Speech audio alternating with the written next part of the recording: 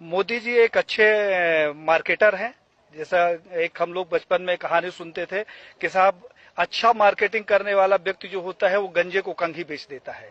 तो मोदी जी ने इस कहावत को चरितार्थ किया है। उन्होंने एक गंजा साथ में रखा है और कंघी अपने हाथ में रखी है। उसके सर पे कंघी फेरते हैं और पूरे भारत को बता देते हैं, देखा अमित शाह की कितनी बढ़िया पार्टी पड़ी हुई है। इन दोनों ने हिंदुत्व को लेकर अभी धारा 370 का मैटर हुआ। साहब धारा 370 के मैटर में सबसे ज्यादा अगर किसी ने तारीफ की तो हिंदू महासभा ने की।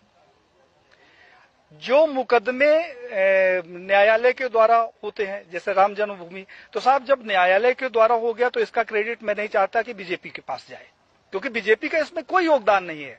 मुझे वो दिन याद है, भारत के बच्चे बच्चे को ये दिन याद होगा जब 1947 से लेकर हिंदू महासभा राम जन्मभूमि का मुकदमा लड़ रहा था। यही लाल कृष्ण आडवाणी सहित भारतीय जनता पार्टी और आरएसएस के प्रमुख नेताओं ने हमारे नेताओं से संपर्क किया और उन्होंने कहा कि भाई साहब आप लोग इस तरीके से मुकदमे लड़ते रहेंगे, अगर आप कहें तो इसका हम राजनीतिकरण कर दें और अपनी सरकार बन जाएगी तो राम जन्मभूमि का मुकदमा ठीक ठाक हो जाएगा। और साहब हम लोग साइलेंट हो गए, अपनी छाती में इनको बैठाकर पूरे भारत में रथ यात्रा निकाली और उस रथ यात्रा से इकट्ठा हुए 1400 करोड़ रुपए ये लोग डकार गए, जिसका आज हिसाब नहीं है। तो 1400 करोड़ रुपया ये खा गए। हिंदुत्व के नाम पर जो भी प्रखर नेता आगे आता है, कहने के लिए थोड़ा सा बुरी बात है लेकिन कहना जरूरी है, अशोक सिंघल जी को मैंने पत्र लिखा। हमने कहा 1400 करोड़ रुपया जो राम जन्मभूमि का इकट्ठा हुआ कहाँ गया। अशोक सिंघल जी से हमारा बड़ा आत्मिक लगाव था।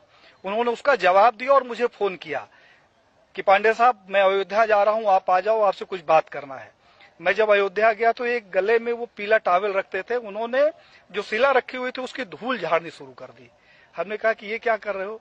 बोला पांडे जी मेरा अंतिम सपना है कि किसी तरीके से मेरे जिंदा रहते ये मंदिर का निर्माण हो जाए। साहब उन्होंने हमारी उनकी काफी गंभीर चर्चा हुई। उन्होंने कहा पांडे जी अभी नहीं तो कभी नहीं। तो हमने कहा क्या करोगे, आप लड़ तो सकते नहीं। बोले कि अब मोदी है और लड़ूंगा भी और विरोध भी करूंगा। और साहब अशोक सिंघल जी